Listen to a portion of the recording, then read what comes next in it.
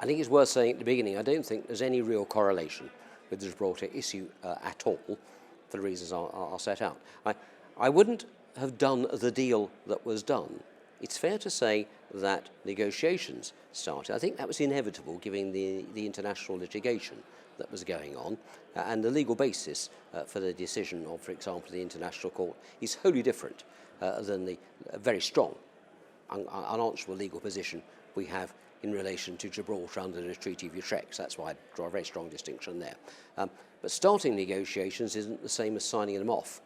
And I'm very clear that both James Cleverly, and he was Foreign Secretary, and then David Cameron, I'm not sure they would have signed off on the terms that David Lammy signed off. So negotiating is one thing, signing off on a bad deal is a different one. Well, that's a bit worrying for us in Gibraltar, isn't it? Because David Lammy, he is the political front of negotiations.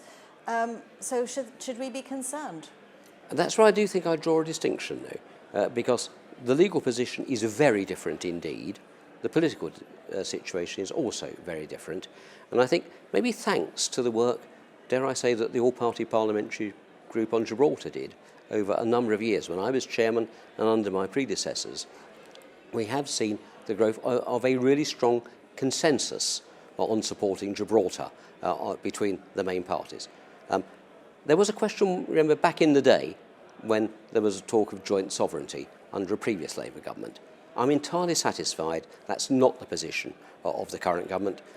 I know Keir Starmer, that's not Keir's situation. I trust in him in those respects. We disagree, but I trust him. I know that's David's position, and I know that's Stephen Doughty's position. So although they made a mistake on Chagos, I don't think, in fairness, they are likely to repeat that mistake. I'm sure they won't repeat that mistake on Gibraltar, and I don't believe the British Parliament would ever let them, or the British people ever would.